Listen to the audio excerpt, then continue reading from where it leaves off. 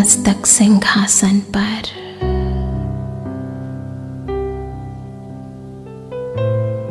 चमकते हुए भाग्य को देखें।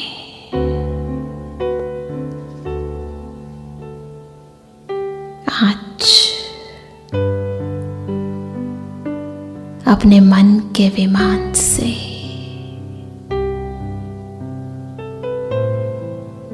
उड़ने के लिए मैं तैयार हूं और स्वयं भाग्य विधाता शिव बाबा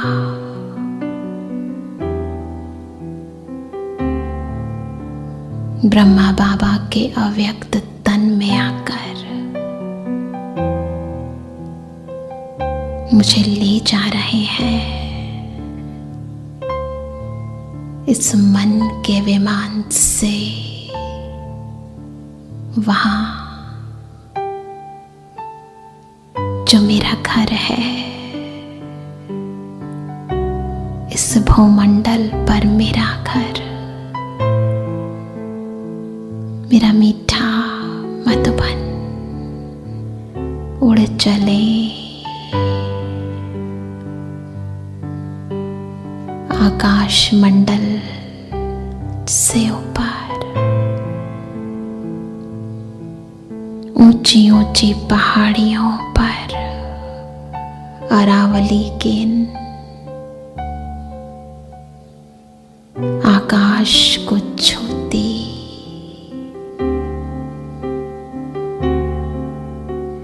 पर्वत श्रृंखलाओं पर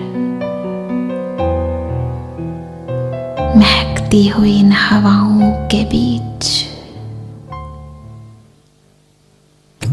ओम शांति भवन के सामने पांडव भवन, चलो चलते हैं चारों धामों की यात्रा पर।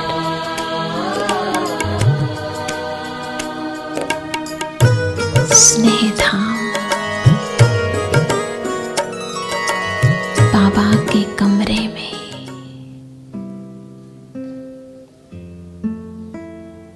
बाबा बैठा है जहां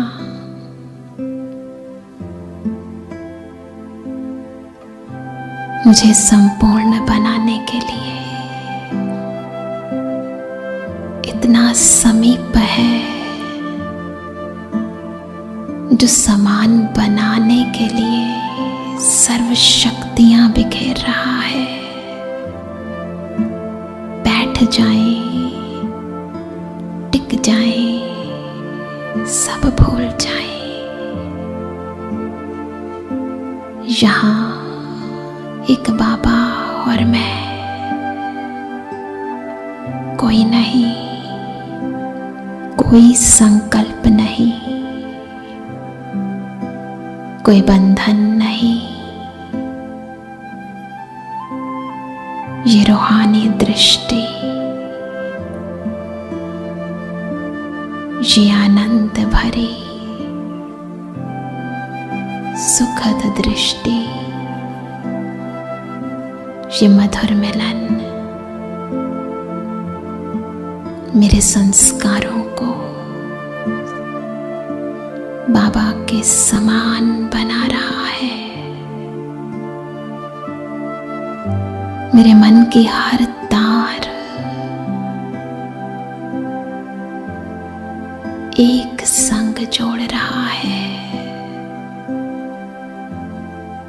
बुद्धि को शुद्ध, दिव्य चमका रहा है। बाबा,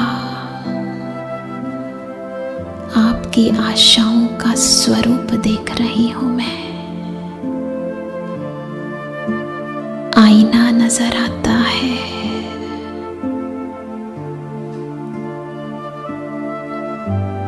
ऐसा ही बनना है मुझे, संपूर्ण संपन्न आपके जैसा। तो जैसे मुझे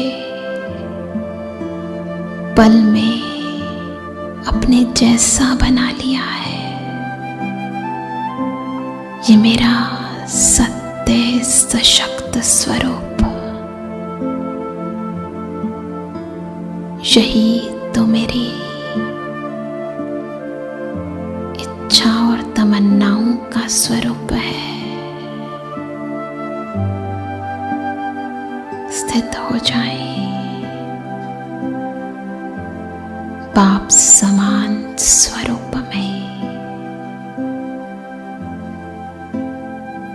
संपन्न स्वरूप में।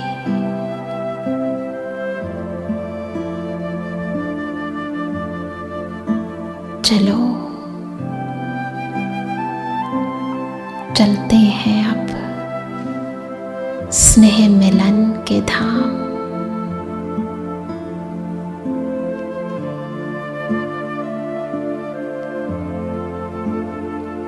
फूल पत्तियों से सजी इन वादियों के बीच बाबा की कुटिया में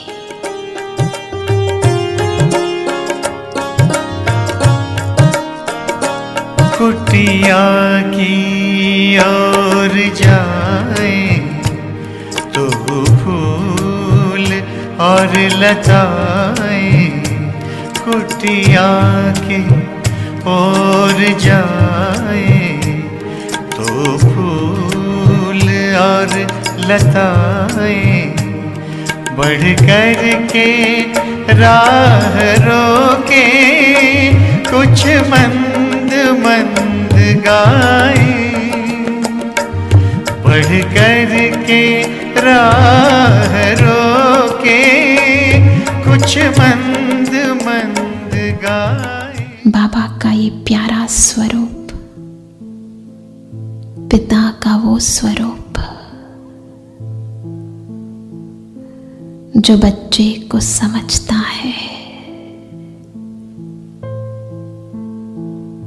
मेरे अंतर के छिपे हुए हर दुख, हर उदासी को,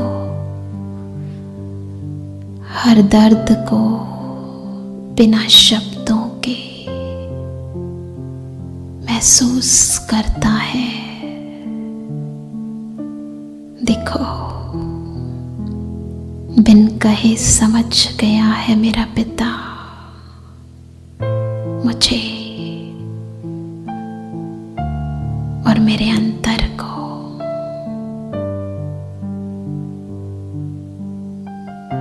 बाबा की ये रूहानी प्यार भरी दृष्टि मुझ आत्मा को सशक्त कर रही है, हर उदासी को खुशी में बदल रही है, हर दुख को सुख में, हर नीरसता को आनंद में।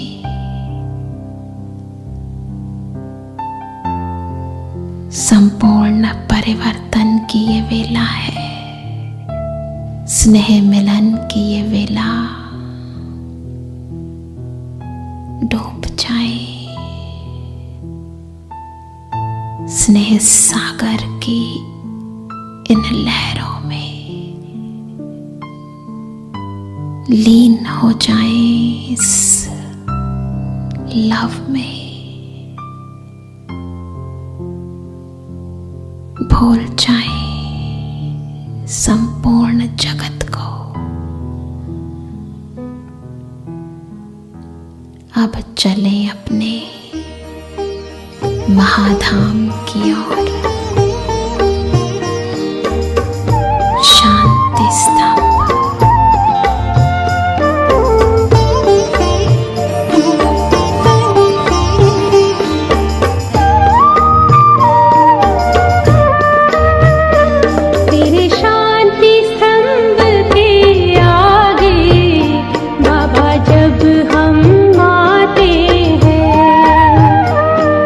शांति स्तंभ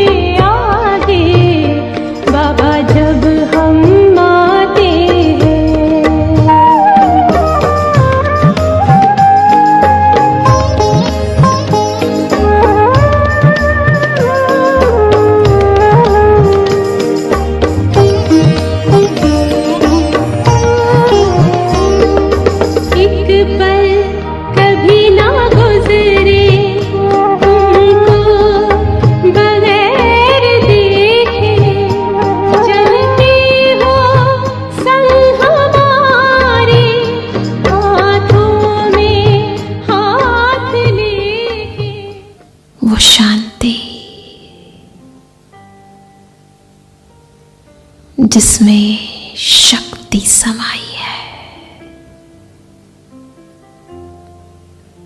खड़े हो जाएं शांति स्तंभ की ओर मुख करके। संपूर्ण ब्रह्मा बाबा शक्तियों की सर्व किरणों से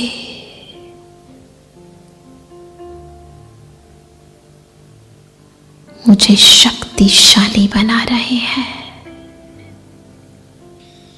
चारों ओर शांति स्तंभ के लिखित शिक्षाओं को इन शिलाओं में दग्ध इन वचनों को अपने अंतर में धारण कर ले। शांति स्तंभ के चारों ओर धीरे धीरे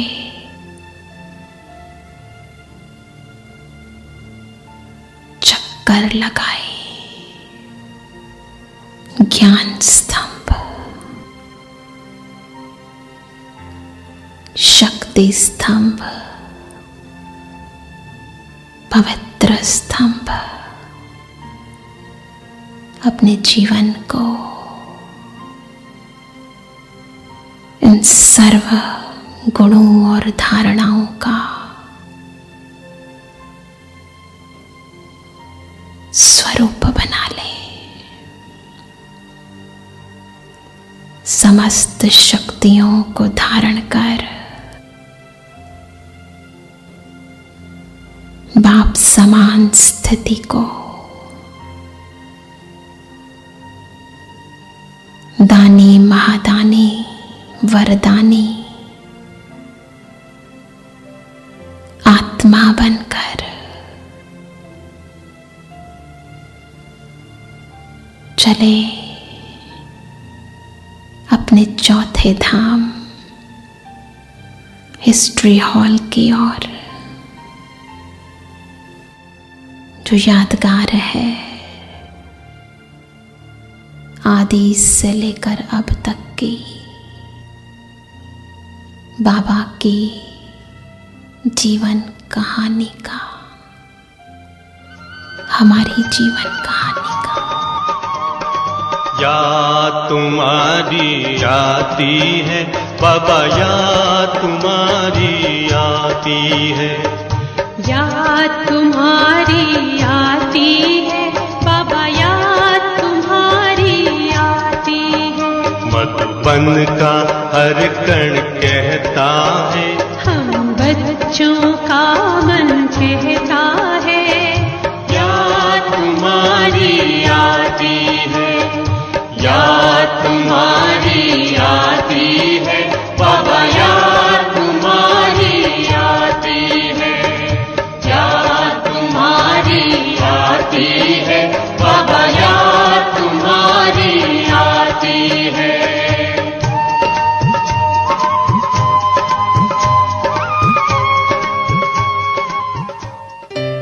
हर व्यर्थ जहां समर्थ बन जाता है,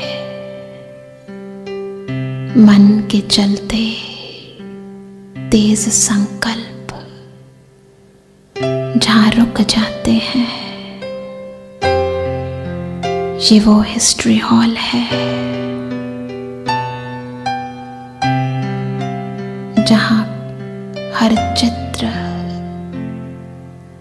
अंतर के चरित्र को बदल देता है। ये यादें, ये शक्तिशाली स्मृतियां मेरे अंदर की वृत्तियों को बदल देती है। महसूस करें इन चित्रों के अंदर छिपे हुए समर्थ वाइब्रेशंस को अनुभव करें। सर्व समर्थ बन जाएं, सदा के लिए व्यर्थ से मुक्त हो जाएं। ये धाम है मुक्त होने का धाम, समर्थ स्वरूप,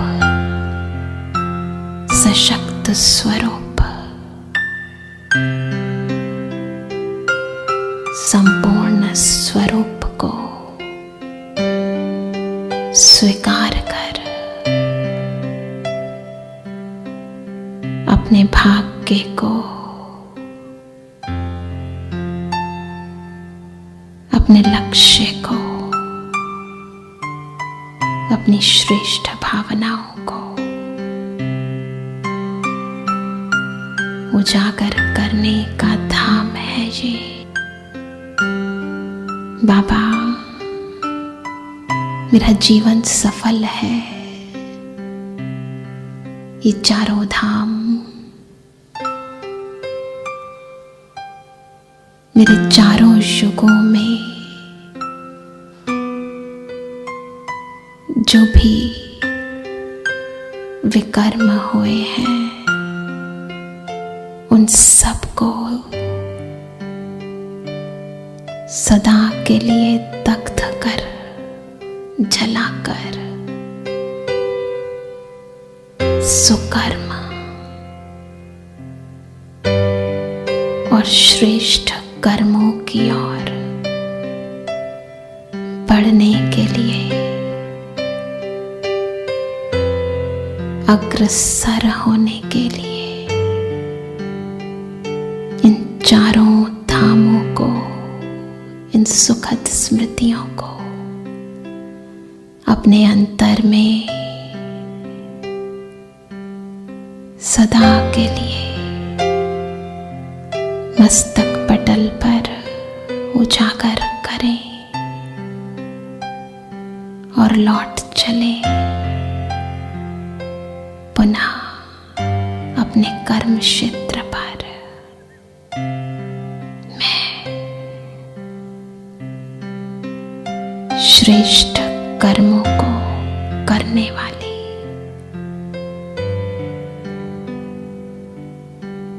पद्मा पदम भाग्यशाली आत्मा हूं।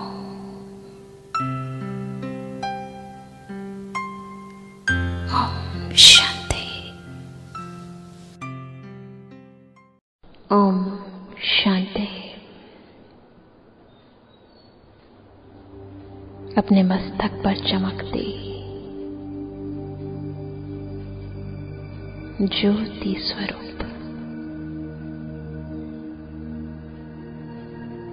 आत्मिक स्वरूप निज स्वरूप में स्थित हो जाएं।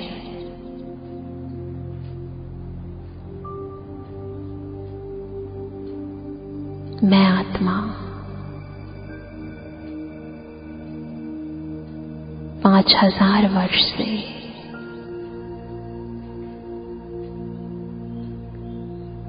जन्म पुनर्जन्म लेते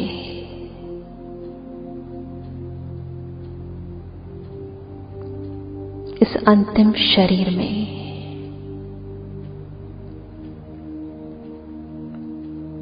और इस अंतिम शरीर की भी अंतिम घड़ियों में आ पहुंचे हो। ये वो अंतिम समय है जब मुझे पुनः अपने घर जाना है, अपने सच्चे घर, निज धाम, परम धाम, निराकारी दुनिया में जाना है। फील करें कि ये मेरे जीवन की अंतिम घड़ी है।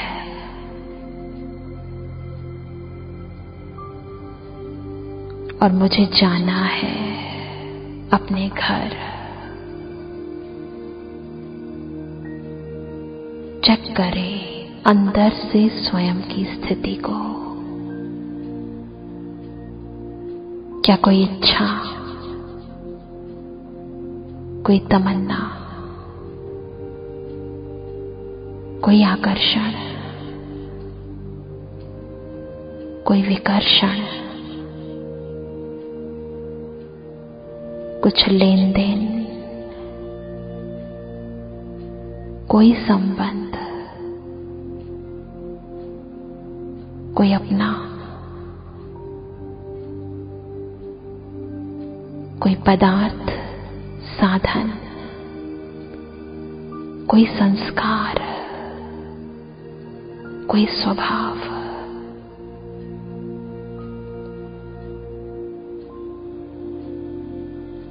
जो इस दुनिया से संबंधित है, रह तो नहीं गया। चेक करें आकर्षण और विकर्षण की सभी रगों को।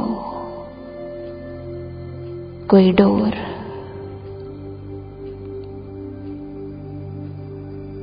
इस दुनिया से बंधी तो नहीं है,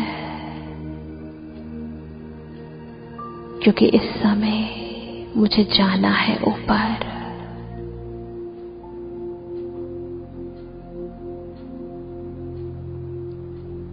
और जाने से पहले कुछ भी नीचे का रहना नहीं चाहिए।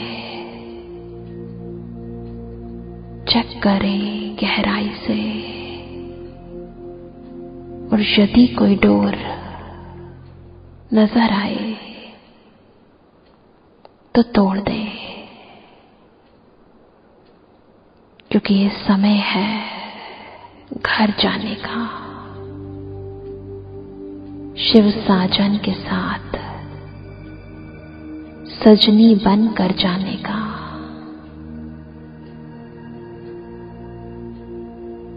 उस अमरनाथ की सच्ची पार्वती बनने का, पार्वतन में जाने का। चेक करें और स्वतंत्र हो जाएं, उड़ते पंछी बन जाएं। फील करें अपने ज्ञान और ईश्वरीय प्यार के पंखों को। इन दोनों पंखों से उड़ते हुए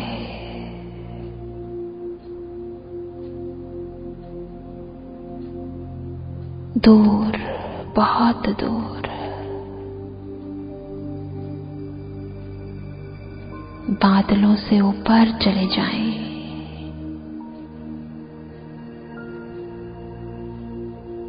महसूस करें जैसे बाबा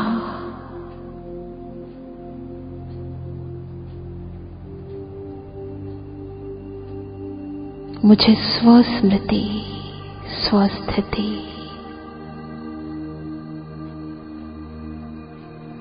और विजय का तिलक लगा रहे हैं।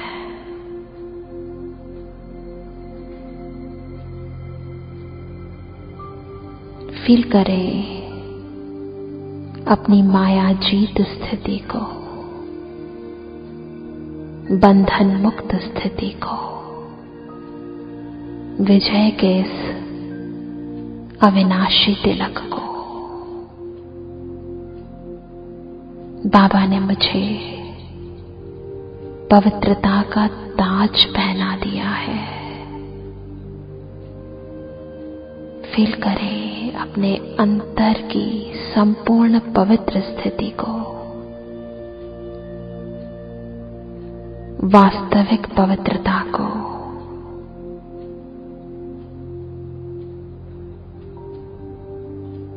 संपूर्ण पवित्रता को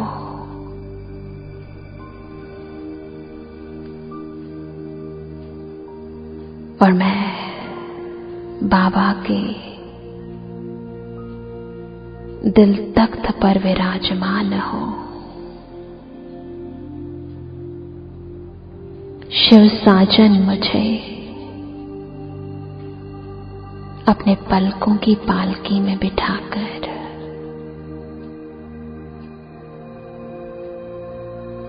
अपने घर ले जा रहे हैं।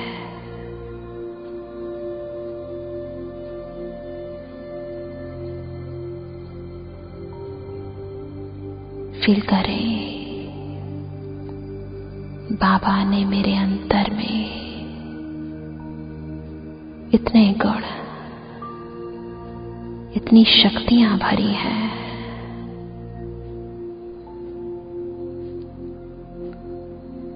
ये श्रृंगार, मेरा आंतरिक श्रृंगार,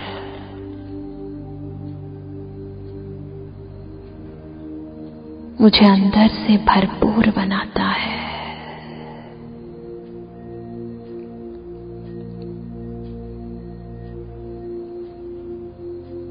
उड़ते जाएं अपनी संपूर्ण संपन्न स्थिति में।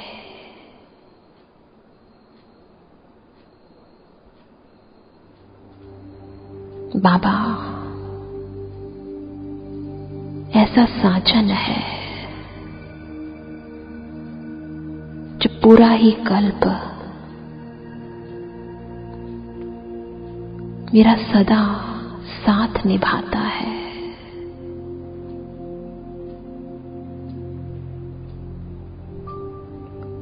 सतयुग और त्रेता में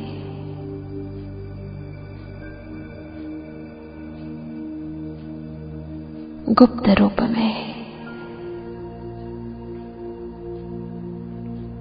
अपने गुणों, शक्तियों व धारणाओं के आधार से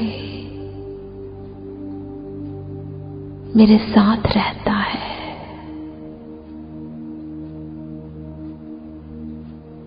और द्वापर और कलयुग में गुप्त रूप में मेरी सर्व मनोकामनाएं पूर्ण करता है। संगम पर प्रत्यक्ष होकर अपना सब कुछ दे देता है।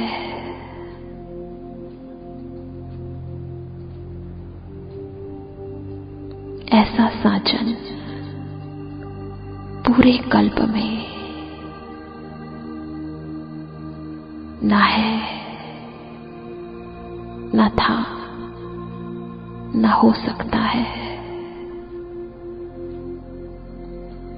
फील करें अपने परम सौभाग्य को। मैं पद्मा पदम भाग्यशाली आत्मा हूं जो स्वयं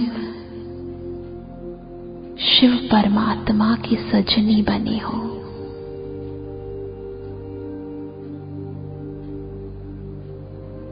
अपने इस सौभाग्य के नशे में उड़ते चले, उड़ते चले और पहुंच जाएं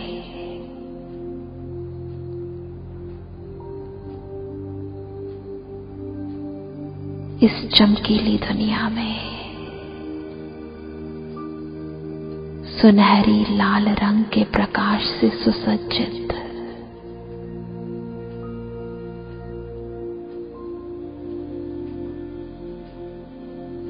जैसे असंख्य दीपक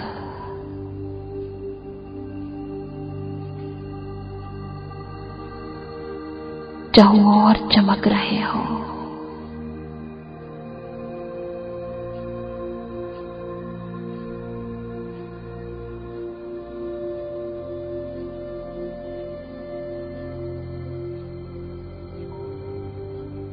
संपूर्ण ब्रह्मांड जैसे मेरा स्वागत कर रहा है और मैं आत्मा शिव साजन के बिल्कुल समीप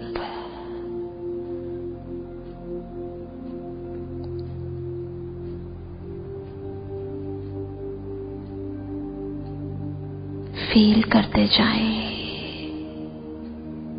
अपने अंतर की सशक्त, संपूर्ण, संपन्न, सर्वश्रेष्ठ स्थिति को। ये मेरा घर है।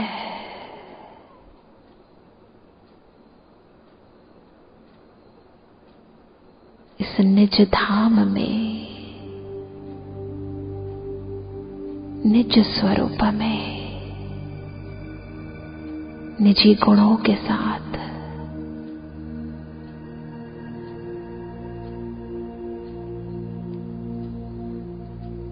स्वयं को अनुभव करें।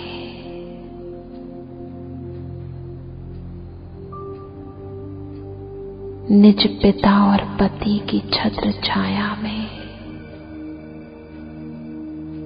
मैं चमकीली मणि के समान हूं।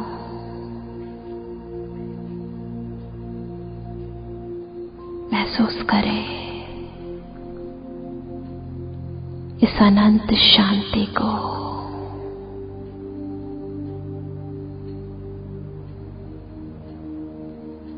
इस परमानंद को।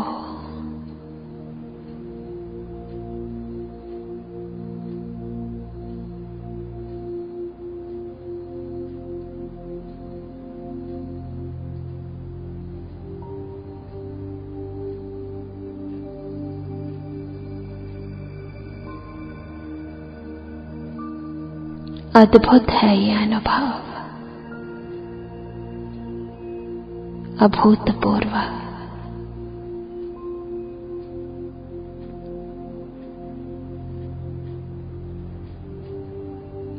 महसूस करें परमात्मा का परम सानिध्य, अनुपम सानिध्य।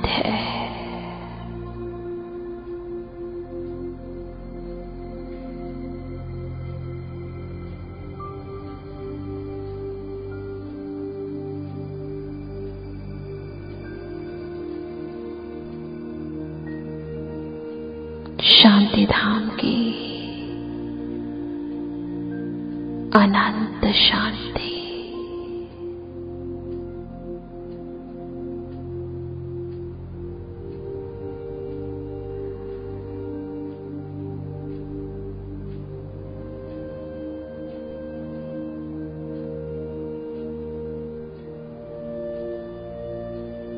इस अनुपम मिलन के परमानंद को अंतर तक अपना बना ले, स्वीकार कर ले। यही सत्य है।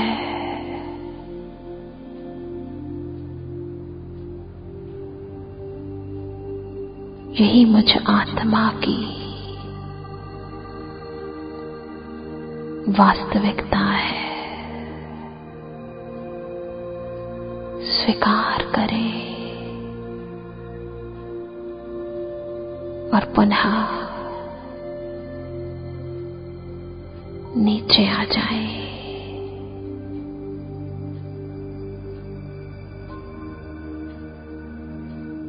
नीचे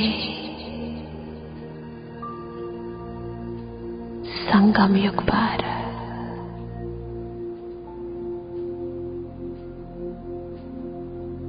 जहां अनेक आत्माएं उस परम सुख और शांति की प्यासी हैं। महसूस करें कि मैं आत्मा अपनी संगम युगी देह में प्रवेश कर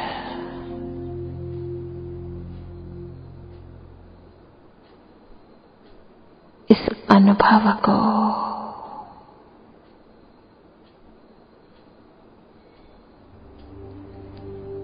शांति के इन वाइब्रेशंस को चारों ओर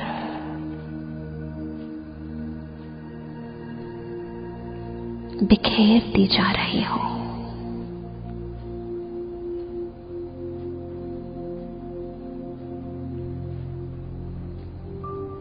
मेरे चारों ओर का वातावरण शांत होता जा रहा है। संपूर्ण प्रकृति, धरती, आकाश, जल, वायु, अग्नि शांत, सर्वात्माएं शांत,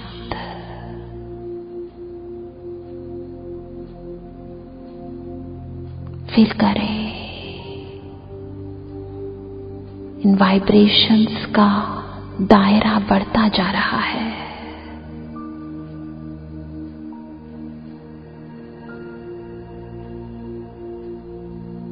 पूरे क्षेत्र में और आगे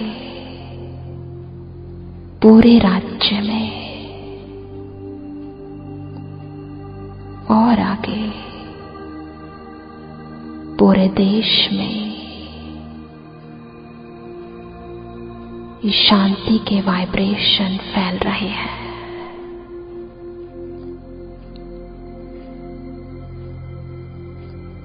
पूरे विश्व में फील करें जैसे मैं सारे ग्लोब को, विश्व की सर्वात्माओं को ये ईश्वरीय शांति के वाइब्रेशन प्रदान कर रही हूं।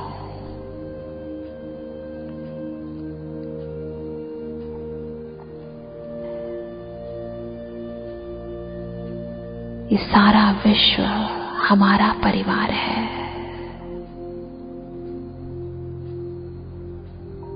ईश्वरीय परिवार है।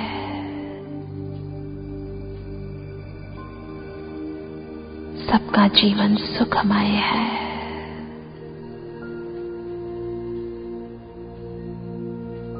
फील करें अपने अंदर की विश्व कल्याण की इन भावनाओं को, शुभकामनाओं को। मैं इस संसार में इस ईश्वरीय कार्य हेतु अवतरित हुई हूं। मैं संगम युगी सर्वश्रेष्ठ सच्ची ब्राह्मण हूं। ओम शांति।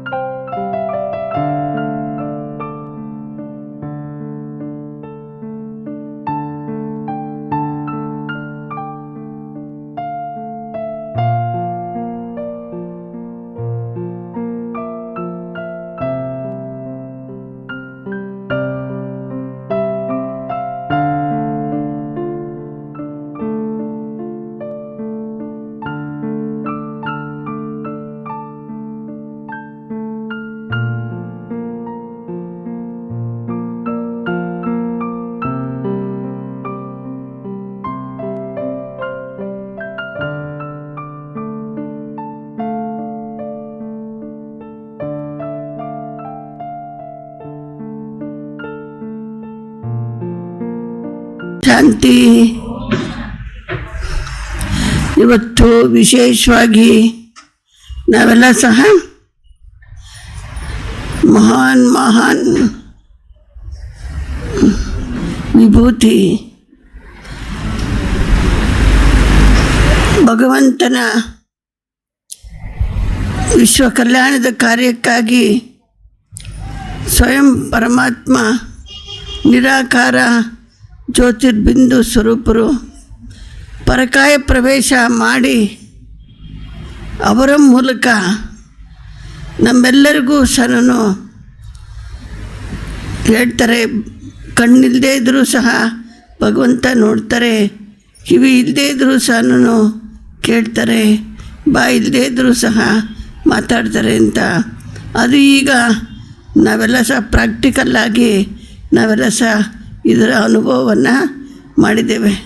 ಬರೀ ಶಿವಬಾಬಾರವರು ಈ ಸ್ಥೂಲ ಕಣ್ಣಿಗೆ ನಮಗೆ ಕಾಣಿಸ್ತಿರ ಇರ್ಬೋದು, ಆದರೆ ಆಂತರಿಕ ಚಕ್ಷುವನ್ನು ನಮಗೆ ಕೊಟ್ಟು ತನ್ನ ಪರಿಚಯವನ್ನು ಕೊಟ್ಟು ನಮ್ಮ ಪರಿಚಯವನ್ನು ಕೊಟ್ಟು ಪರಸ್ಪರದಲ್ಲಿ ಮಿಲನ ಮಾಡುವಂತಹ ಭಾಗ್ಯ ನಮಗೆ ಯಾರ ಮೂಲಕ ಸಿಕ್ತು? ಗುಲ್ಜಾರ್ ದಾದಿಯವರ ಮುಖಾಂತರ. ಇದ್ರೆ ಪರಮಾತ್ಮ ಜ್ಯೋತಿ ಸ್ವರೂಪ ಅಂತ ಹೇಳ್ತೀವಿ, ಆದರೆ ಹೇಗಿದ್ದಾರೆ ಅವ್ರು? ಎಲ್ಲಿದ್ದಾರೆ ಅವ್ರು? ನಮ್ಮನ್ನ ಹೇಗೆ ಮಾತಾಡ್ತಾರೆ, ಹೇಗೆ ಸಿಗ್ತಾರೆ ಅಂತೇಳ್ಬಿಟ್ಟು ಸಾಧು ಸತ್ಪುರುಷರು, ಋಷಿ ಮುನಿಗಳು ಎಲ್ಲರೂ ಸಹ ಏನು ಹೇಳಿದರು? ಕೆಲವರು ನನ್ನಲ್ಲೇ ಪರಮಾತ್ಮ ಇದ್ದಾನೆ ಅಂತ ಹೇಳ್ಕೊಂಡ್ರು. ಪಾಪ ಅವ್ರಿಗೆ ಗೊತ್ತಿಲ್ಲ. ಯಾಕೆ ಗೊತ್ತಿಲ್ಲ? ಆತ್ಮದ ರೂಪನೂ ಅದೇ, ಪರಮಾತ್ಮನ ರೂಪನೂ ಅದೇ ಆಗಿರೋ ಕಾರಣದಿಂದ ಅವರು ಅರಿದಿರ ನಾನೇ ಪರಮಾತ್ಮ ಅಂತ ಹೇಳ್ಕೊಂಡ್ರು. ಪರಮಾತ್ಮ ನನ್ನಲ್ಲೇ ಇದ್ದಾನೆ ಅಂತ ಹೇಳ್ಕೊಂಡ್ರು. ಆದರೆ ಸ್ವಯಂ ಶಿವಬಾಬಾರವರು ನಮ್ಮೆಲ್ಲರಿಗೂ ಸಹ ತನ್ನ ಸತ್ಯ ಪರಿಚಯವನ್ನು ಗುಲ್ಜಾರ್ ದಾದಿಯವರ ಮುಖಾಂತರ ತಿಳಿಸ್ಕೊಟ್ರು. ಹೇಳ್ತಾರೆ, ಶಿವ ಡಮರುಗ ಬಾರಿಸಿದ್ರೆ ವೇದ ಶಾಸ್ತ್ರ ಪುರಾಣಗಳು ಆ ಡಮರುಗದ ಮೂಲಕ ಎಲ್ಲರಿಗೂ ಸಹ ಗೊತ್ತಾಗುತ್ತೆ ಅಂತ. ಹಾಗೆ ಶಿವಬಾಬಾ ಬ್ರಹ್ಮ ಬಾಬಾ ರಥ ಅಂತ ಅನ್ನೋದು ಅಂದ್ಕೊಂಡು ವೇದಶಾಸ್ತ್ರ ಪುರಾಣಗಳ ಸಾರವನ್ನು ಹೇಳೋದಕ್ಕೆ ಡಮರುಗ ಅಂತ ಬೇಕಾದರೂ ಹೇಳ್ಕೊಳ್ಳಿ.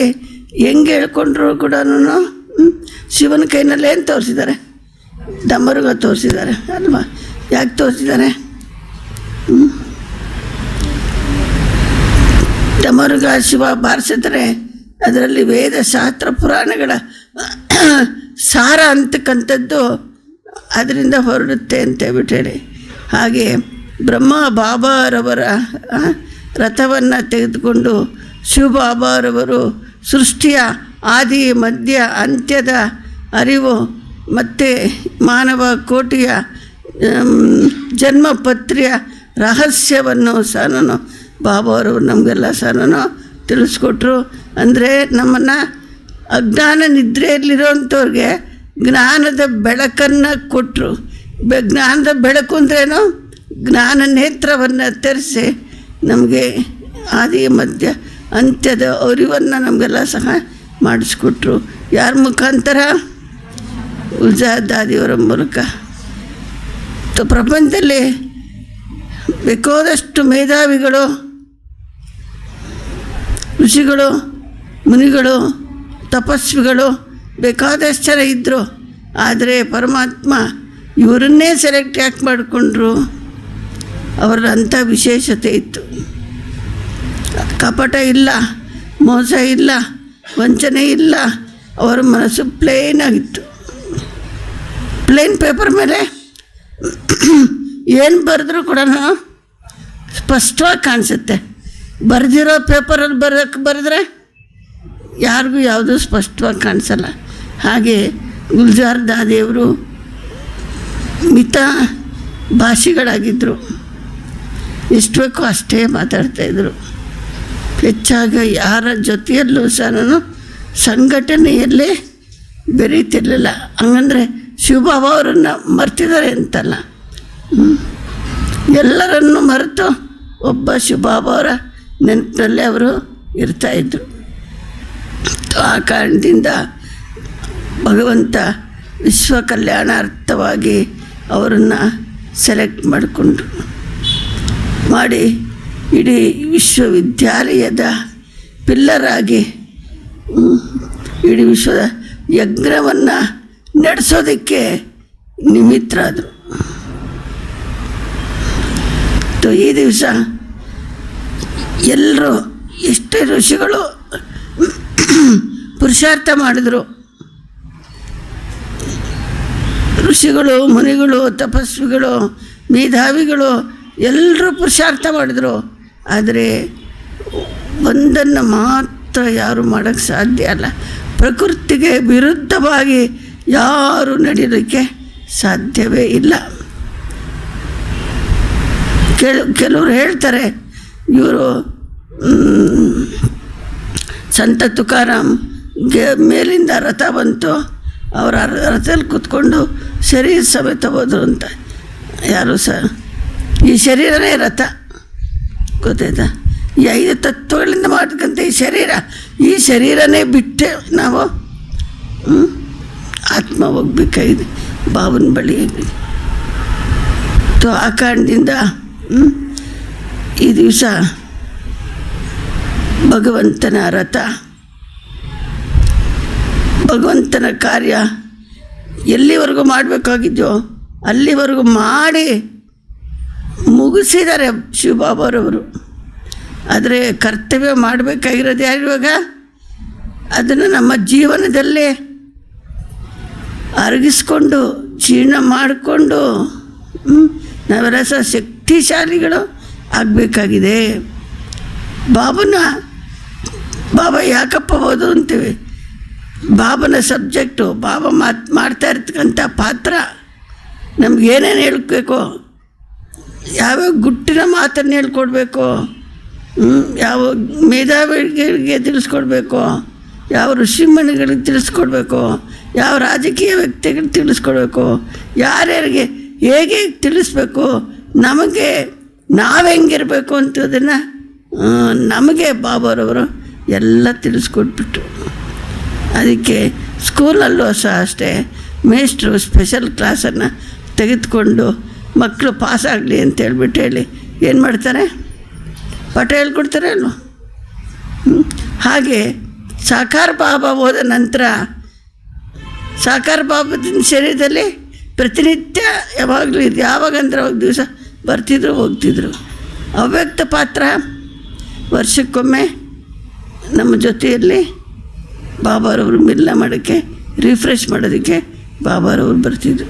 ಅಂದರೆ ಎಕ್ಸಾಮ್ ಮುಂಚೆ ನಮಗೆಲ್ಲ ಆ ಒಂದು ಪಾಠವನ್ನು ರಿಪೀಟ್ ಮಾಡಿಸಿದ್ರು. ಈಗ ಅಂತಿಮ ಸಮಯ ಆಗಿದೆ. ಈಗೆಲ್ಲ ನಾವು ಎಕ್ಸಾಮಿನೇಷನ್ ಹಾಲಲ್ಲಿ ಕೂತು ಬಾಬಾರು ಕಲಿಸ್ಕೊಟ್ಟಂಥ ಪಾಠವನ್ನು ನಾವು ಸ್ಟಡಿ ಮಾಡಿ ಅದನ್ನು ಅನುಭವ ಮಾಡಿ ಪಾಸ್ ವಿತ್ ಆನರ್ ಆಗೋದಕ್ಕೆ ಬಾಬಾ ನಮ್ಮನ್ನೆಲ್ಲ ಸಹ ಒತ್ತಡದಿಂದ ನೋಡ್ತಾ ಇದ್ದಾರೆ. ಹಾಗೆ ಒಂದು ಸಾರಿ ಮಮ್ಮಾರವರು ಶರೀರ ಬಿಟ್ಟಾಗ ಬಾಬಾ ಕೇಳಿದರು, ಬಾಬಾ ಮಮ್ಮಾರವ್ರನ್ನ ಮತ್ತೆ ಕಳಿಸ್ಕೊಡಿ, ನಾವೆಲ್ಲ ಅನಾಥರಾಗಿಬಿಟ್ಟಿದ್ದೀವಿ ಅಂತೇಳ್ಬಿಟ್ಟೇಳಿ. ಅದಕ್ಕೆ ಬಾಬಾ ವತನದಲ್ಲಿ ಮಮ್ಮಾರನ್ನ ಕೇಳಿದರು, ಮಮ್ಮ ಮಕ್ಕಳೆಲ್ಲ ಕರಿತಾ ಇದ್ದಾರೆ, ಮಮ್ಮ ನೀವು ಹೋಗ್ತೀರಾ ಅಂತ. ಅದಕ್ಕೆ ಮಮ್ಮ ಹೇಳಿದರು, ಈ ಶರೀರದಲ್ಲಿದ್ದು ಸೇವೆ ಮಾಡೋಷ್ಟು ಇದು ಯೋಗ್ಯವಾಗಿಲ್ಲ ಶರೀರ. ಆದ್ದರಿಂದ ಈ ಒಂದು ಸೃಷ್ಟಿಯ ನಿಯಮನೇ ಆಗಿದೆ, ಒಂದು ಸಾರಿ ಶರೀರ ಬಿಟ್ಟ ನಂತರ ಮತ್ತೆ ಆ ಶರೀರದಲ್ಲಿ ಪ್ರವೇಶ ಆದರೆ ಏನಂತಾರೆ, ದಯ್ಯನ ಭೂತನ ಅಂತಾರೆ. ಹೌದೇಲ್ವ? ಅದು ಈಶ್ವರ ನಿಯಮ ಅಂತೂ, ಪ್ರಕೃತಿಯ ನಿಯಮ ವನ್ನು ಯಾರೂ ಸಹ ದಾಟೋದಕ್ಕೆ ಆಗೋದೇ ಇಲ್ಲ. ಆ ಕಾರಣದಿಂದ ಭಗವಂತ ಸಹ ಪ್ರಕೃತಿಯ ನಿಯಮಕ್ಕೆ ವಿರುದ್ಧವಾಗಿ ನಡ್ಕೊಳ್ಳಿಕ್ಕೆ ಸಾಧ್ಯ ಇಲ್ಲ. ಆದ್ದರಿಂದ ಪ್ರಕೃತಿ 5 ತತ್ವಗಳು ತನ್ನ ಕೆಲಸ ತಾನು ಮಾಡುತ್ತೆ, ನಮ್ಮ ಕೆಲಸ ನಾವು ಮಾಡಬೇಕು. ಹಾಗೆ ವಿಶೇಷವಾಗಿ ಗುಲ್ಜಾರ್ ದಾದಿಯವರು ನಮ್ಮ ಬಳಿಯಲ್ಲಿ ಜಕ್ಕೂರಿಗೆ ಸಹ ನಾನು 3-4 ಸಾರಿ ಬಂದಿದ್ದಾರೆ. ತಿರುಪತಿಯಲ್ಲಿ ಒಬ್ಬ ಬಾಬನ ಜೊತೆಯಲ್ಲಿ ಸಮರ್ಪಣಾ ಸಮಾರೋಹ ಇತ್ತು, ಅದನ್ನು ನಡೆಸ್ಕೊಳಕ್ಕೆ ಒಂದ್ಸಲ ಬಂದಿದ್ದರು. ಅಲ್ಲಿ ಅದಾದ ನಂತರ ಜಕ್ಕೂರಿಗೂ ಸಹ ಬಂದಿದ್ದರು. ನಮ್ಮದು ಪೀಸ್ ಪ್ಯಾಲೇಸ್ ಏನಿದೆ ಕಟ್ಟಡ ಗೊತ್ತಾ? ಪೀಸ್ ಪ್ಯಾಲೇಸ್ ನೋಡಿದ್ದೀರಾ? ಯಾರ್ಯಾರು ನೋಡಿಲ್ಲ ಕೈ ಮೇಲೆ ಮಾಡಿ. ನೋಡದೇ ಇದ್ದವರು, ಪೀಸ್ ಪ್ಯಾಲೇಸ್ ನೋಡದೇ ಇದ್ದವರು ಅಲ್ಲ. ಪೀಸ್ ಪ್ಯಾಲೇಸ್ ಬಂದರೆ ನಿಮಗೆಲ್ಲ ಪೀಸ್ ಪ್ಯಾಲೇಸ್ನಲ್ಲಿ ಇಳ್ಕೊಡಕ್ಕೆ ಕೊಡ್ತೀವಿ, ಮಲ್ಕೊಡಕ್ಕೆ ಕೊಡ್ತೀವಿ. ಕೈ ಎತ್ತಲ್ವ ಯಾರೂ? ಅಲ್ಲ, ಕೆಲವರು ಹಳ್ಳೊಬ್ಬರು ಕೈ ಎತ್ತಾರೆ. ಪೀಸ್ ಪ್ಯಾಲೇಸಿನ ಉದ್ಘಾಟನೆ ಗುಲ್ಜಾರ್ ದಾದಿಯವರ ಕೈನಲ್ಲೇ ಅದನ್ನು ಉದ್ಘಾಟನೆ ಮಾಡಿಸಿದ್ವಿ, ಗೊತ್ತಾಯ್ತಾ? ಅಂತಂದರೆ ನಮ್ಮ ಜಕ್ಕೂರಿಗೆ ಗುಲ್ಜಾರ್ ದಾದಿಯವರು ಸಹ ಪದಾರ್ಪಣೆ ಮಾಡಿ ಆ ಸ್ಥಾನಕ್ಕೆ ಭಾಳ ಶಕ್ತಿಯನ್ನು ದಾದಿ ಕೊಟ್ಟಿದ್ದಾರೆ. ದಾದಿ ಬಂದಿದ್ದಾರೆ ಅಂದರೆ ದಾದಿ ಜೊತೆಯಲ್ಲಿ ಯಾರು? ಬಾಬಾನು ಸಹ ಜೊತೆಯಲ್ಲೇ ಇದ್ದಾರೆ ಅಲ್ವಾ? ಹಾಗೆ ಇನ್ನೊಂದು ವಿಷಯ ನಿಮಗೆ ತಿಳಿಸ್ಬೇಕು ಅಂತಂದರೆ, ಅವಾಗ ಅನ್ನಿಸ್ತಾ ಇತ್ತು, ಅರೆ ದಾದಿ ಇಷ್ಟು ಚಿಕ್ಕ ಮನೆಯಲ್ಲಿ ಬಂದಿದ್ದರೆ ಇವಾಗ ಇಷ್ಟು ನಾವು ದೊಡ್ಡ ಕಾಟೇಜರ ಕಟ್ಟಿದ್ವಿ, ಈ ಸಮಯದಲ್ಲಿ ದಾದಿ ಬರೋಕ್ಕಾಗಲಿಲ್ಲ. ಆ ಸಮಯದಲ್ಲಿ ನಾವಿರೋ ಚಿಕ್ಕ ರೂಮ್ಗಳು ಇಲ್ಲಿ ಹೆಂಗಿದ್ದೀವೋ ಅಂತಹ ರೂಮ್ನಲ್ಲಿ ದಾದಿನ ಇಟ್ಟಿದ್ದೀವಿ ಅಂತ ಈಗ ನಮಗೆ ನೆನೆಸ್ಕೊಂಡ್ರೆ ಮನಸ್ಸಿಗೆ ನೋವಾಗುತ್ತೆ ಅಲ್ವ? ಅಂಥ ಭಗವಂತನ ರಥಕ್ಕೆ ನಾವು ಎಲ್ಲಿಟ್ಟಿದ್ದೀವಪ್ಪ ಅಂತ ಅನಿಸುತ್ತೆ. ಹಾಗೆ ಎಷ್ಟು ನಿರಂಕಾರಿಗಳು ದಾದಿಯಾಗಿದ್ದರು ಅಂತೇಳ್ಬಿಟ್ಟು ಹೇಳಿ. ಹಾಗೆ ಭಾಳ ದಿವಸಗಳ ಕಾಲದಿಂದ ದಾದಿಯವರ ಆರೋಗ್ಯ ಸರಿಗಿರಲಿಲ್ಲ. ಆ ಕಾರಣದಿಂದ ಬಾಬಾನೂ ಸಹ ಮಗು ಈ ಪ್ರಪಂಚ ಸಾಕು, ಚೀಚಿ ಪ್ರಪಂಚ, ಈ ಪ್ರಪಂಚದಲ್ಲಿ ಸಾರ ಏನೂ ಇಲ್ಲ, ಇದೆಲ್ಲ ಸ್ಮಶಾನ ಆಗಿಬಿಟ್ಟಿದೆ, ನಿನಗೆ ಈ ಪ್ರಪಂಚ ಲಾಯಕ್ಕಿಲ್ಲ, ಬಾ ಮಗು ಅಂತ ಬಾಬಾ ಏನು ಮಾಡಿಬಿಟ್ರು, ಅವರನ್ನು ಕರ್ಕೊಂಡ್ಬಿಟ್ರು. ಹಾಗೂ ನಮಗೂ ಸಹ ಎಲ್ಲಾದರೂ ಅಟ್ಯಾಚ್ಮೆಂಟ್ ಇದ್ದರೆ ಏನು ಮಾಡಬೇಕು? ಬಾಬಾ ಈ ಚೀಚಿ ಪ್ರಪಂಚ ಇದು ಸ್ಮಶಾನ ಆಗೋಗ್ತಿದೆ, ಈ ಪ್ರಪಂಚದಲ್ಲಿ ಇರೋದು ಬೇಡ, ನಾವು ವೈರಾಗ್ಯ ಬರಬೇಕು, ಹೌದಾ ಇಲ್ವಾ? ಹಾಗೆ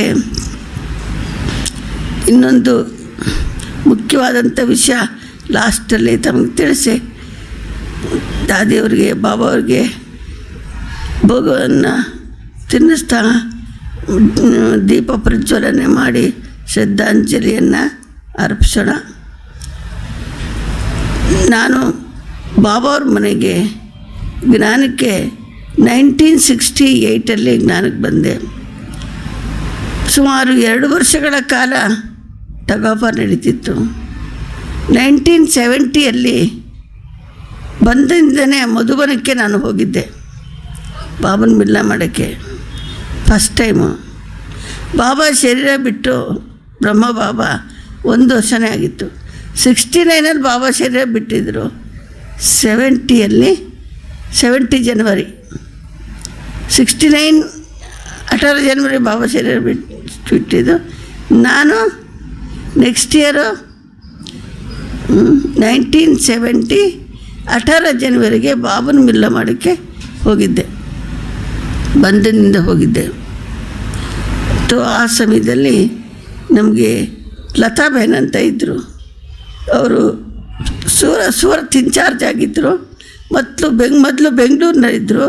ನಮ್ಮ ಸೆಂಟ್ರಲ್ಲಿದ್ದು ಸೇವೆ ಮಾಡ್ತಿದ್ರು. ಅವರ ಜೊತೆಯಲ್ಲಿ ಅವರು ಮಧುಬನದಲ್ಲಿದ್ದರು. ಆಗ ಅವರು ಕೇಳಿದ್ರು, ನೀವು ಬಾಬನ ಪರ್ಸನಲ್ ಎಲ್ಲರೂ ಮುಲಾಖಾತ್ ಮಾಡ್ತಿದ್ದಾರೆ, ನೀವು ಸಹ ಬಾಬನ ಮೀಟ್ ಮಾಡ್ತೀರಾ ಅಂತ ಕೇಳಿದ್ರು. ಅವಾಗಷ್ಟು ನಮಗೇನು ನಾಲೆಡ್ಜ್ ಇರಲಿಲ್ಲ. ಬಾಬಾ ಅಂದರೆ ಇವ್ರ ಶರೀರದಲ್ಲಿ ಬಾಬಾ ಬಂದಿದ್ದಾರೆ, ಸರಿ ಬಾಬಾ ಬಂದಿದ್ದಾರೆ ಅಷ್ಟೇ ಗೊತ್ತಿತ್ತು. ಸರಿ ಅಂದ್ಬಿಟ್ಟು ಹಾಂ ಮೀಟ್ ಮಾಡ್ತೀನಿ, ಸರಿ ಕರ್ಕೊಂಡೋದ್ರು. ನೀವು ನೋಡಿರ್ಬೋದು, ಬಾಬನ ರೂಮ್ನಲ್ಲಿ ಒಂದು ಕಡೆ ಮಂಚ ಹಾಕಿದ್ದಾರೆ, ನೋಡಿದ್ದೀರಾ? ನೋಡಲ್ವ? ಹಿಂದ್ಗಡೆ ಫೋಟೋದಲ್ಲಿದೆ. ಪಾಂಡವ ಭವನದಲ್ಲಿ ಬಾಬನ ರೂಮ್ನಲ್ಲಿ ಒಂದು ಕಡೆ ಮಂಚ ಹಾಕಿದ್ದಾರೆ, ಇನ್ನೊಂದು ಕಡೆ ಕೆಳಗಡೆ ಗದ್ದಿ ಹಾಕಿದ್ದಾರೆ. ಪಾಂಡವ ಭವನದಲ್ಲಿ ರೂಮ್, ಕುಟೀರ ಬೇರೆ, ಕುಟೀರದಲ್ಲ, ಕೆಳಗಡೆ ಗದ್ದಿ ಹಾಕಿದರು. ಅಲ್ಲಿ ಗುಲ್ಜಾರ್ ದಾದಿ ಶರೀರದಲ್ಲಿ ಬಾಬಾರವರು ಬಂದಿದ್ದರು. ಹಾಗೆ ಒಬ್ಬೊಬ್ಬನ್ನೇ ಪರ್ಸನಲ್ಲಾಗಿ ಬಾಬಾ ಮಿಲ್ನ ಮಾಡ್ತಾಯಿದ್ರು. ಲತಕ್ ಅವರು ನನ್ನನ್ನು ಜೊತೆಯಲ್ಲಿ ಕರ್ಕೊಂಡೋದ್ರು. ಬಾಬಾ ಬಾಂದಿಯಲ್ಲಿ ಬಾಬಾ ಈ ಮಗು ಬಂಧನದಲ್ಲಿ ಇದೆ ಅಂತ ಹೇಳಿದರೆ, ಅಚ್ಚ ಬಾಂದಿಯಲ್ಲಿ ಹೇಗೆ ಅಂತ ಒಂದು ಟೋಲಿ ಕೊಟ್ಟರು ಬಾಬಾ. ಆಮೇಲೆ ಮತ್ತೆ ನನಗೆ ದುಃಖ ಆಗಿಬಿಡ್ತು. ಬಾಬಾ ಮೈ ದರ್ಶನ ಈ ಜಾಯಂಗೆ ಅವಾಗ ಹಿಂದಿನೂ ಸರಿಯಾಗಿ ಬರ್ತಿರಲಿಲ್ಲ ಶುರುಸಲ್ಲಿ. ಬಾಬಾ ನಾನು ಹೋಗಲ್ಲ, ನಾನು ಇಲ್ಲೇ ಇರ್ತೀನಿ ಅಂತ ಕೇಳಿದೆ ಬಾಬಾ ಅವ್ರಿಗೆ.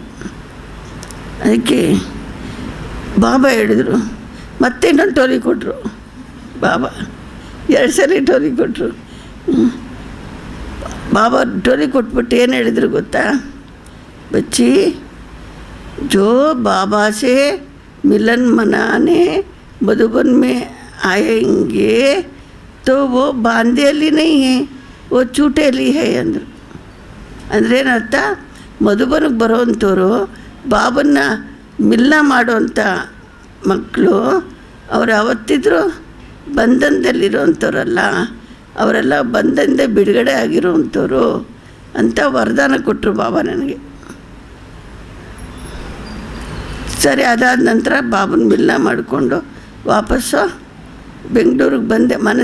ಇಲ್ದಿರ ವಾಪಸ್ಸು ಬಂದೆ. ಅದು ಹಿಸ್ಟ್ರಿ ದೊಡ್ಡದು. ಅದೇ ಮುಖ್ಯವಾಗಿ ನಾನು ಹೇಳೋದೇನೆಂದರೆ, ಬಾಬಾರು ದೃಷ್ಟಿಗೆ ಕೊಟ್ಬಿಟ್ಟು 2 ಸಲ ಟೋಲಿ ಕೊಟ್ಬಿಟ್ಟು ಆಮೇಲೆ ಆಲಿಂಗನ ಮಾಡಿಕೊಂಡ್ರು ಬಾಬಾ. ಈಗ ಆ ಪಾಟು ನೋಡೋಕ್ಕಾಗುತ್ತಾ? ಇನ್ನು ಆ ಸೀನ್ ಮತ್ತೆ ಬರಬೇಕು ಅಂದರೆ ಇನ್ನು 5,000 ವರ್ಷ ಕಾಯಬೇಕು.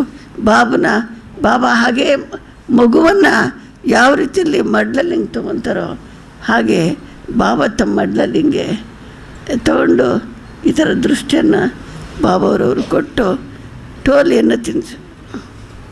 ಅದೃಶ್ಯ ಮರೆಯೋಕ್ಕಾಗುತ್ತಾ? ಮುಂದೆ ಇಷ್ಟು ದೊಡ್ಡ ಪಾತ್ರ, ಇಷ್ಟೊಂದು ದೊಡ್ಡ ಸೇವೆ ಮಾಡೋದಿದೆ ಅಂತ ನನಗೇನು ಗೊತ್ತಿರಲಿಲ್ಲ. ಬಾಬಾ ದೃಷ್ಟಿ ಕೊಟ್ಟು ಇದು ವರದಾನ ಕೊಟ್ಟಿದ್ದಾರೆ ಅಂತಂದರೆ, ಡಬಲ್ ಸಾರಿ ಟೋಲಿ ಕೊಟ್ಟಿದ್ದಾರೆ ಅಂದರೆ ಬಾಬಾ ಮುಂದೆ ಏನೋ ಮಾಡಿಸ್ಬೇಕು ಅನ್ನೋ ಉದ್ದೇಶದಿಂದ ಬಾಬಾ ಮಾಡಿಸಿದ್ದಾರೆ. ಅದೇ ರೀತಿಯಲ್ಲಿ ಬಾಬಾ ಸಾನು ಈ ವಿಶೇಷವಾದಂಥ ಪಾತ್ರ ಮಾಡುವಂಥ ಭಾಗ್ಯ ಕೊಟ್ಟಿದ್ದಾರೆ.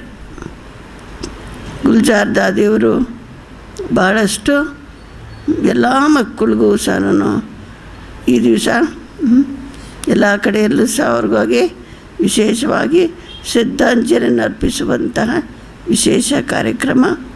ಹಾಗೆಯೇ ಅವರ 5 ತತ್ವಗಳಿಂದ ಪಂಚಭೂತಗಳಾಗಿರುವಂಥ ಪಂಚತತ್ವಗಳ ಶರೀರ ತನ್ನ ಗರ್ಭದಲ್ಲಿ ಸೇರಿಕೊಂಡಿದೆ. ಈಗ ಅವತರದ ಮೂಲಕ ಸೇವೆ ಇನ್ನೂ ಫಾಸ್ಟಾಗಿ ಅವರಿಂದ ನಡೆಯುತ್ತೆ. ಸಾಕಾರ ಬಾಬಾ ಇದ್ದಾಗ ಸೇವೆ ಇರಲಿಲ್ಲ ಅಂತಲ್ಲ, ಬಾಬಾ ಅಭ್ಯಕ್ತರಾದಮೇಲೆ ಸೇವೆ ಜಾಸ್ತಿ ಆಯಿತು. ಮಕ್ಕಳೆಲ್ಲ ಕೇಳಿದ್ರು, ಬಾಬಾ ನಮ್ಮನ್ನು ಅನಾಥರನ್ನ ಮಾಡಿ ನೀವು ಯಾಕೆ ಹೋಗ್ತಿದ್ದೀರಾ ಅಂತ. ಅದಕ್ಕೆ ಬಾಬಾ ಹೇಳಿದ್ರು, ಈ ಒಂದು ಶರೀರದ ಬಂಧನ ಇತ್ತು, ಎಲ್ಲನ ಹೋಗಬೇಕು ಬರಬೇಕು ಅಂದರೆ ಶರೀರದ ಬಂಧನ ಇತ್ತು. ಈಗ ಶರೀರದ ಬಂಧನ ಇಲ್ಲ. ಈಗ ಸೂಕ್ಷ್ಮ ಶರೀರದ ಮೂಲಕ ಎಲ್ಲಿಂದ ಎಲ್ಲಿಗೆ ಬೇಕಾದರೂ ಯಾವ ಮಕ್ಕಳು ಕರೆದರೂ ಆ ಮಕ್ಕಳ ಹತ್ರ ಹೋಗಿ ನಾನು ಸೇವೆಯನ್ನು ಮಾಡ್ಬೋದು ಅಂತ ಬಾಬಾ ಹೇಳಿದರು. ಈಗ ಅದೇ ರೀತಿಯಲ್ಲಿ ಸಹ ನಾನು ಗುಲ್ಜಾರ್ ದಾದಿಯವರ ಪಾತ್ರವೂ ಸಹ ನಾನು ಏನಾಗಿದೆ, ನೀವು ಯಾವಾಗ ಕರೆದ್ರೂ ಸರಿ ಪ್ರತಿ ಒಬ್ಬೊಬ್ಬರಲ್ಲೂ ಸಹ ನಾನು ನೀವು ಕರೆದಾಗ ದಾದಿಯವ್ರು ಬರ್ತಾರೆ, ಬಾಬಾ ಅವ್ರ ಜೊತೆಲಿ ಬರ್ತಾರೆ, ಮತ್ತು ನಿಮಗೆ ಶಕ್ತಿಯನ್ನು ತುಂಬ್ತಾರೆ. ಅಂದರೆ ಕರೆದ್ರೆ ಮಾತ್ರ, ಕರೀಲಿಲ್ಲ ಅಂದರೆ ಬರಲ್ಲ. ಹಾಗೆ ಈ ದಿವಸ ನಾವು ಗುಲ್ಜಾರ್ ದಾದಿಯವರ ಪರವಾಗಿ ಭೋಗವನ್ನು ಸ್ವೀಕಾರ ಮಾಡಿಸೋಣ. ಜೊತೆಯಲ್ಲಿ ಜಾನಕಿ ದಾದಿಯವರದು ಸಹ ವಿಶೇಷ ಪಾತ್ರ. ನೋಡಿ, ಈಗ 1 ವರ್ಷದಿಂದನೇ ನಮ್ಮ ಹತ್ರ ಬಂದಿದ್ದು, ಇದೇ ತಿಂಗಳಲ್ಲಿ ಜಾನಕಿ ದಾದಿಯವರು ಸಹ ಬಂದು ನಮಗೆಲ್ಲ ಸಹ ಜನವರಿ, ಇದು ಮಾರ್ಚ್, ಜನವರಿ ತಿಂಗಳಲ್ಲಿ ಬಂದರು.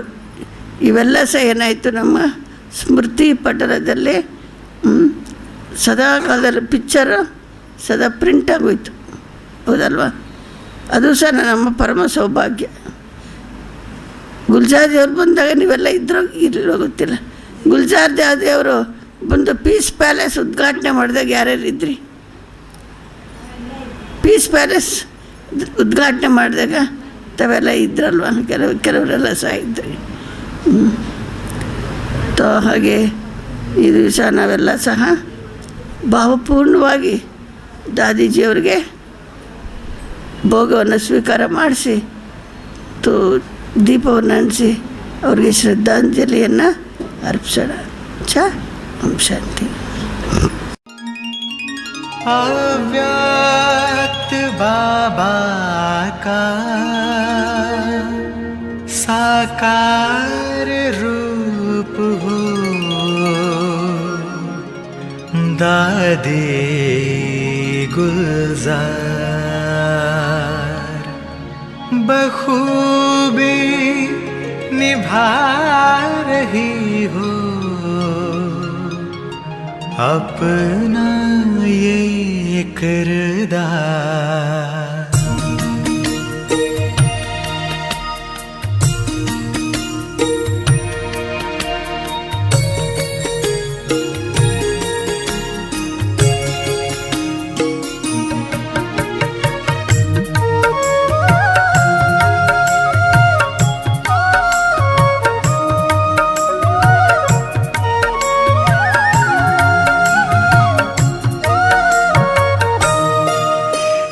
भागीरथी छोटा नंदी तुम सबकी प्राण प्यारी हो, है भागीरथी छोटा नंदी तुम सबकी प्राण प्यारी हो। शांत शीतल सादगी वाली, शांत शीतल सादगी वाली मीठी मीठी दादी हमारी हो, मीठी मीठी दादी हमारी हो। हे भागीरथी छोटा नंदी तुम सबकी प्राण प्यारी हो, तुम सबकी प्राण प्यारी हो।